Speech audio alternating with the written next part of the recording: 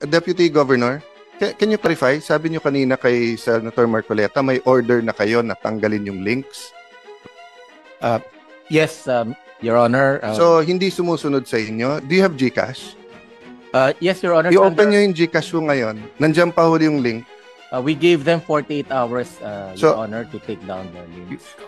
When did you order, Deputy Governor? Today, Your Honor. So, can you please... I know, sir, sa banking, very conservative. You have a very good reputation. Pero please speak very clearly to us.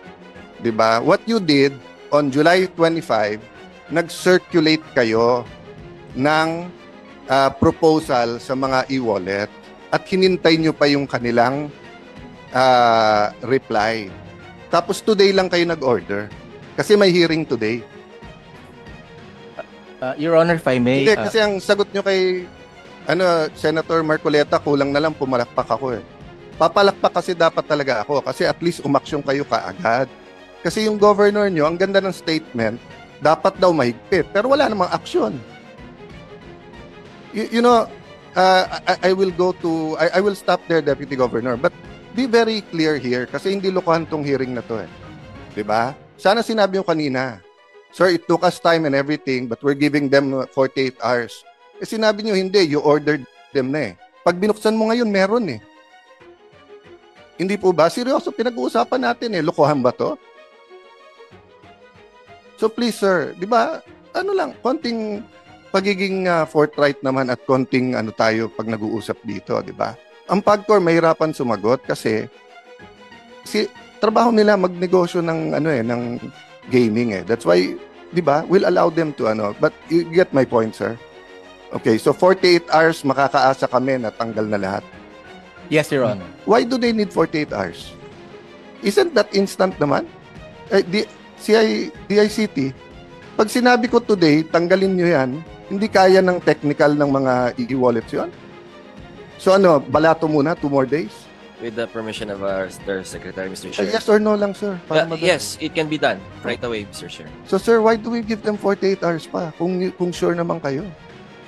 So kung may mamatay ng 48 hours kasi nalulundon, okay lang sa atin o sayang kita? Your Honor, hindi ko naintindihan eh kasi binigyan nyo since it's August 14 eh. Binigyan nyo since July 5. You know, if you call them into the room, you are the central bank eh.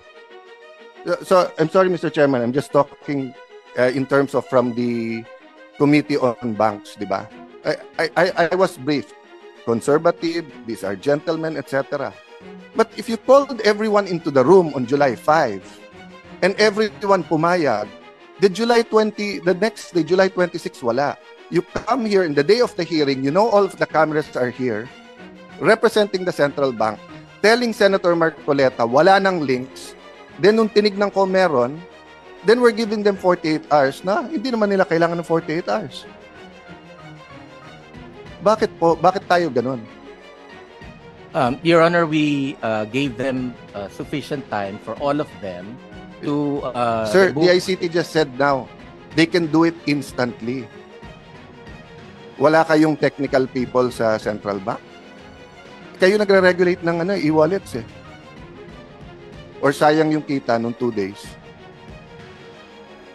Your Honor, it's because of that reason, to give them time to take them down, lahat sila, and also to give adequate or prompt information to the public. So for Sir, number 1, July 25 pa yung memo nyo at pumayag sila.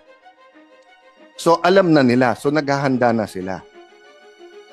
Number 2, the public, sila nga ang biktima eh. Sila ang biktima. Why do they need to notice na kung gusto nilang sugal, they can do it otherwise, but they do not go to the link? Anyway, I'm taking up too much time, but sir, please, I look forward to working with you. I'm sorry, ikaw yung nandito in the central bank, pero central bank is one of the most respected institution na may political will dito. Ang monetary board is independent. So, pag sinabi yung decisive yung action, decisive tayo.